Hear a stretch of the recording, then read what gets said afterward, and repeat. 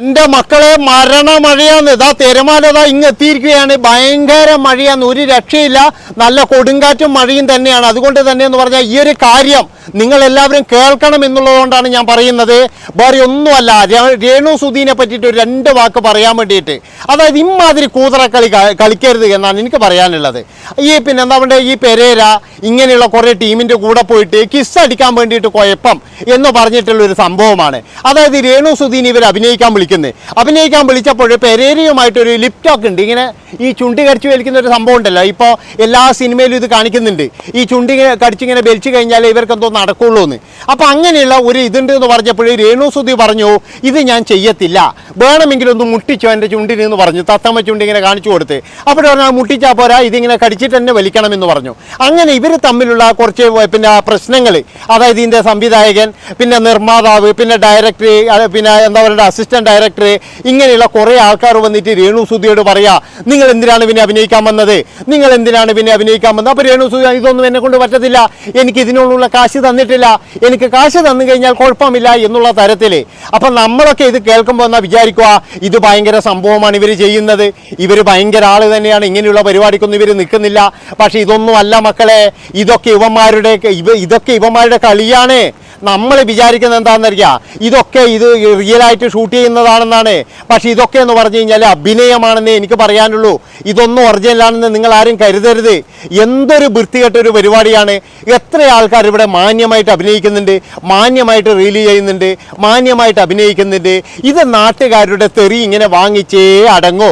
തെറി വാങ്ങിച്ചാൽ മാത്രമേ എനിക്ക് കുറച്ച് കമൻറ്റ് വന്നു കഴിഞ്ഞാൽ മാത്രമേ എനിക്ക് വളരാൻ കഴിയുകയുള്ളൂ, അതുപോലെ തന്നെ എൻ്റെ കൂട്ടത്തിലുള്ളവരെ വളർത്താൻ കഴിയുകയുള്ളൂ എന്നുള്ള ഒരു കൂതറ സ്വഭാവം വെച്ചിട്ടാണ് ഇവരൊക്കെ ഇപ്പോഴും റീൽ എടുക്കുന്നത് എന്നുള്ളതാണ്.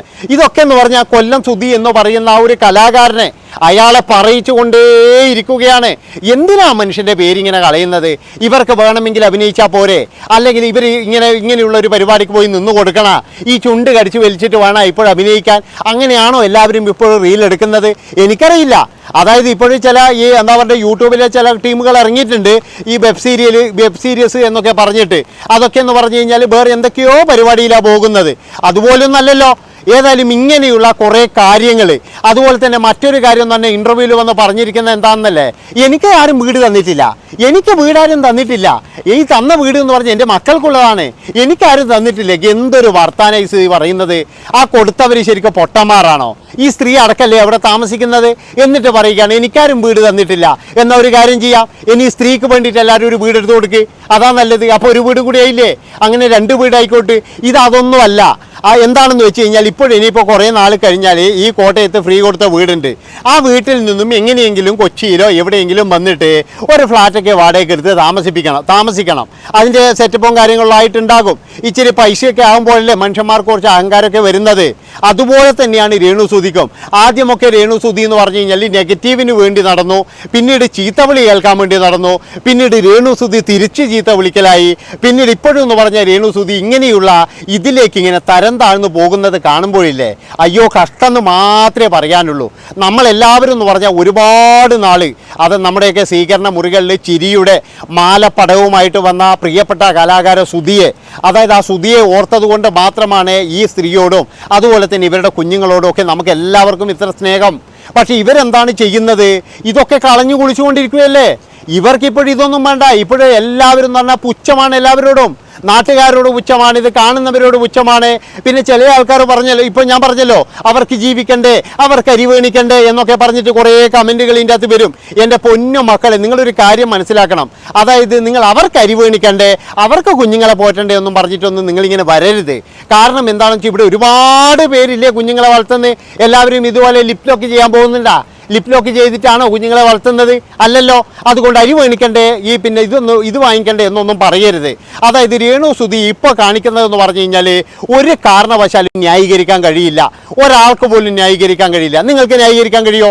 ഇത് കണ്ടുകൊണ്ടിരിക്കുന്നവർക്ക് ന്യായീകരിക്കാൻ കഴിയുമോ? ഒരു 3-4 ആണുങ്ങളും അതുപോലെ തന്നെ അതിലൊരു സ്ത്രീയും പോയി ഇരുന്നിട്ട് കിസ് അടിക്കാൻ വേണ്ടിയിട്ട് ആരടിക്കും ആദ്യം, അല്ലെങ്കിൽ എവിടെ അടിക്കും കിസ്, എങ്ങനെ അടിക്കും കിസ്, എങ്ങനെയാണ് ഇത് ചുണ്ട് മുട്ടിക്കണോ അല്ലെങ്കിൽ കടിച്ചു വലിക്കണോ, എന്തൊരവസ്ഥയാണിത്? അതാണ് ഞാൻ ആലോചിക്കുന്നത്. ഇങ്ങനെയൊക്കെ ഒരു സ്ത്രീ തരം താഴ്ന്നു പോകരുത്. അത് സ്ത്രീകൾക്ക് തന്നെ നാണക്കേടുതാണെന്ന് എനിക്ക് പറയാനുള്ളൂ. എത്ര സ്ത്രീകൾ നല്ലതായിട്ട് ജീവിക്കുന്നുണ്ട്, നല്ലതായിട്ട് റീൽ ചെയ്യുന്നവരില്ലേ? അതായത് സ്വന്തം യൂട്യൂബ് ചാനലായാലും ഇനി സ്വന്തം ഇൻസ്റ്റഗ്രാം ആയാലും അതിനകത്തൊക്കെ റീൽ ചെയ്യുന്ന ആൾക്കാരില്ലേ? പക്ഷെ ഇതുപോലെയാണോ ചെയ്യുന്നത്? എന്തെങ്കിലും ഒരു കാര്യം ഇങ്ങനെ ഉണ്ടാക്കുക, അത് കഴിഞ്ഞിട്ട് എന്ന് പറഞ്ഞാൽ ഇത് യൂട്യൂബിൽ പോസ്റ്റ് ചെയ്യുക, പിന്നീട് എന്ന് പറഞ്ഞാൽ അതിൻ്റെ അകത്ത് തെറി വരിക, ആ തെറിയൊക്കെ കണ്ടിങ്ങനെ ആസ്വദിക്കുന്ന ഒരു മനോവൈകല്യമാണെന്ന് ഞാൻ പറയുള്ളൂ. ഒരിക്കലും ഇത് നല്ലതല്ല. അതായത് ഇവരുടെ വിചാരം എന്താണെന്ന് വെച്ചാൽ ഇവരെ അങ്ങ് ഉള്ള നാൾ മുഴുവൻ ജനങ്ങൾ അങ്ങ് സ്നേഹിച്ചുകൊണ്ടിരിക്കും എന്നുള്ളതാണ്. ഒരു കാര്യം ഞാൻ ഇവരോട് പറയുകയാണ്, കാരണം ഇവരുടെ ഈ പോക്കാണെങ്കിൽ എല്ലാവരും ഇവരെ വെറുക്കും. ഈ ഒരു കാര്യത്തോട് കൂടിയിട്ട് ഇവരുടെ കൂടെയുള്ള, അതായത് ഇവർക്ക് സപ്പോർട്ടായി നിൽക്കുന്ന, അല്ലെങ്കിൽ അയ്യോ രേണുസുതി ഞങ്ങളുടെ സ്വന്തമാണ്, രേണുസുതി എങ്ങനെയെങ്കിലും ജീവിച്ചോട്ടെ എന്നൊക്കെ പറയുന്ന കുറേ കമൻറ്റോളികളുണ്ട്. അവർ വരെ ഇപ്പോഴും തള്ളി പറഞ്ഞുകൊണ്ടിരിക്കുകയാണ് ഇമ്മാതിരി കൂറ സ്വഭാവം ശരിയല്ല രേണു, അതായത് ഇതിൽ നിന്നൊക്കെ മാറണം, മാറ്റി ചിന്തിക്കണം, എന്നാൽ മാത്രമേ നിങ്ങൾക്ക് പോലും ഒരു ലൈഫുള്ളൂ. അതാണ് എനിക്ക് പറയാനുള്ളത്.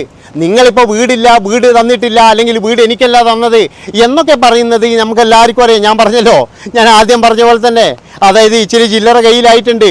അപ്പോഴിനിയിപ്പോൾ എറണാകുളത്തങ്ങാറ്റ് ഒരു ഫ്ലാറ്റ് വാങ്ങിച്ച് കഴിഞ്ഞാൽ, അതായത് വാടകയ്ക്ക് എടുത്തിട്ടെങ്കിലും പോയി കഴിഞ്ഞാൽ, അതായത് അവിടെയാണല്ലോ എല്ലാ റീലുകളും അതുപോലെ തന്നെ എല്ലാം വന്ന് അടിയുന്നത് കൊച്ചി തന്നെയാണ്. എല്ലാ സംഭവങ്ങളും കൊച്ചിയിലാന്ന് വന്ന് അടിയുന്നത്, അവിടെ ഇല്ലാത്ത സംഭവങ്ങളില്ല. അപ്പോൾ നമ്മുടെ രേണു ചേച്ചിക്കും ഈ മലമുകളിൽ നിന്നും കൊച്ചിയിലേക്ക് വരാനുള്ള ഒരു ചാൻസും ഒരാഗ്രഹവും ഇതൊക്കെ ഉണ്ടാകും. അതുകൊണ്ടാണ് ഇപ്പോഴും എല്ലാം പറയുന്നത്. ആൾക്കാർ പറയില്ലേ, ഇല്ലെങ്കിൽ കൊല്ലസുതിക്ക് ഇതാ വീട് കൊടുത്തിട്ട് കണ്ട ഓളിപ്പം ബില്ലാളായില്ലേ, ഓളയ്ക്കിപ്പോൾ പണം ഉണ്ടായില്ലേ, ഓളതാ ഫ്ലാറ്റ് എടുത്തിട്ട്. അപ്പം ആദ്യം തന്നെ ഇങ്ങനെ പറഞ്ഞു കഴിഞ്ഞാൽ ഇനിയിപ്പോൾ എനിക്ക് തോന്നുന്നത് അടുത്ത് പറയുന്ന ഇതായിരിക്കും, പിള്ളേർ എന്നെ വീട്ടിൽ നിന്നും അടിച്ചിറക്കി, അതുകൊണ്ട് ഞാൻ വേറെ എവിടെയെങ്കിലും പോയിട്ട് താമസിക്കുകയാണ്, ഇല്ലെങ്കിൽ ഞാൻ വേറെ എവിടെയെങ്കിലും പോയിട്ട് ഒരു വീടെടുക്കുകയാണ്. ഇങ്ങനെയാണ് ഇവരുടെ ലൈഫ് എന്ന് പറഞ്ഞു കഴിഞ്ഞാൽ. അപ്പോൾ എനിക്ക് ശരിക്കും പറഞ്ഞു കഴിഞ്ഞാൽ സഹതാപം തോന്നാറുണ്ട്. എന്തൊരവസ്ഥയാണ്, ഒരു സ്ത്രീ ആയിക്കഴിഞ്ഞാൽ ഇങ്ങനെ ആവരുത്. അതെന്തോ ജീവിതമാണിത്. അതാ ഇങ്ങനെ വല്ലവൻ്റെയും തെറിയും കേട്ട് പിന്നെ ഈ കിസ്സടി എന്നൊക്കെ പറഞ്ഞു കഴിഞ്ഞാൽ വളരെ മോശമല്ലേ? വേറെ ഏതോ ഒരുത്തിന് വേണ്ടിയിട്ട് കിസ് അടിക്കാൻ വേണ്ടിയിട്ട് നിന്നു കൊടുക്കുമല്ലോ. ആദ്യം തന്നെ ഞാൻ പറയുകയാണ്, എൻ്റെ പൊന്നു സുഹൃത്തുക്കളെ, ഇപ്പം വരുന്ന ഈ ന്യൂ ജനറേഷൻ സിനിമയിൽ മാത്രമേ ഉള്ളൂ ഒറിജിനലായിട്ട് കിസ് അടിക്കുന്നത്. ബാക്കിയൊക്കെ എന്ന് പറഞ്ഞു കഴിഞ്ഞാൽ, പണ്ടൊക്കെ എന്ന് പറഞ്ഞു കഴിഞ്ഞാൽ എന്തൊക്കെയോ ഇനി സംവിധാനങ്ങളുണ്ട്, അവിടെയാണ് സിനിമയിലൊക്കെ അതാണ് ഉപയോഗിക്കുന്നത്. ഈ പൃഥ്വിരാജ് തന്നെ ഏതൊരു സിനിമയിൽ, അനാർക്കലി എന്ന് പറയുന്ന ഒരു സിനിമയിൽ പറഞ്ഞിട്ടുണ്ട്, അതായത് ലിപ് ലോക്ക് എന്ന് പറയുന്നത് നമ്മൾ രണ്ടുപേരും ചുണ്ടി ചേർത്ത് വെക്കുന്നൊന്നുമില്ല, അതൊക്കെ എന്ന് പറഞ്ഞ ഒരു ട്രിക്കാണ്. പക്ഷേ ഈ ന്യൂ ജനറേഷൻ സിനിമ വന്നപ്പോഴും എല്ലാവരും വിചാരിക്കുന്നത് എന്താണെന്നറിയാം, അതായത് ഇത് ഒറിജിനലാണെന്ന് പറഞ്ഞിട്ട് എല്ലാവരും ഒറിജിനലായി ഇപ്പം ചെയ്യുന്നത്. അത് നായകന്മാർക്കൊരു സുഖമാണ്. ഈ ചില ആൾക്കാർ ഇപ്പോൾ പണ്ട് കമലഹാസൻ പറയുന്നില്ലേ, ഏത് സിനിമയിലും കമലഹാസൻ്റെ ഒരു ലിപ് ലോക്ക് ഉണ്ടാവും, ഇങ്ങനെ ഉമ്മോക്കലുണ്ടാകും. അതുപോലെ തന്നെ അതിൽ ഒന്ന് ഫേമസ് ആകാൻ വേണ്ടിയിട്ടാണ് നമ്മളെ രേണു ചേച്ചിയും ഇങ്ങനെ ശ്രമിച്ചുകൊണ്ടിരിക്കുന്നത്. അതുകൊണ്ട് എൻ്റെ പൊന്ന് രേണു, ഒരു കാര്യം പറയുകയാണ്, ഇമ്മാതിരിയുള്ള വീഡിയോസ് ഒന്നും ഇറക്കരുത്. ഇനി അങ്ങനെ എന്തെങ്കിലും ഒരു കുഴപ്പം നടന്നിട്ടുണ്ടെങ്കിൽ നിങ്ങളൊരു കാര്യം ചെയ്യുക, അത് വീഡിയോ ആയിട്ട് ഇറക്കാതെ അത് എന്താ പറയേണ്ടത്, അത് നിങ്ങളുടെ മനസ്സിൽ വെച്ചോ. ഇതെന്തിനാണ് ഇങ്ങനെ വല്ലോനും കൊണ്ടുപോയിട്ട് പൈസ ഉണ്ടാക്കി കൊടുക്കുന്നത്? ആ വീഡിയോക്കാരനാണെങ്കിൽ ഇങ്ങനെ എടുത്തെടുത്ത് നടക്കുകയാണ്. അപ്പോൾ ഇത്രയും പറഞ്ഞുകൊണ്ട് ഈ ഒരു വീഡിയോ ഇവിടെ വെച്ച് വൈൻഡപ്പ് ചെയ്യാണ്. ഇഷ്ടപ്പെട്ട് കഴിഞ്ഞാൽ ഒന്നും നോക്കണ്ട, ഒരു ലൈക്ക് അത് നിർബന്ധമായിട്ടും തരണം. ഞാൻ ഇത്രയും കഷ്ടപ്പെട്ടിട്ടാണ് വീഡിയോ ചെയ്യുന്നത്. അതുപോലെ തന്നെ കമൻറ്റ് അത് നിങ്ങൾ ചെയ്യാതിരിക്കരുത്. നന്ദി, നമസ്കാരം.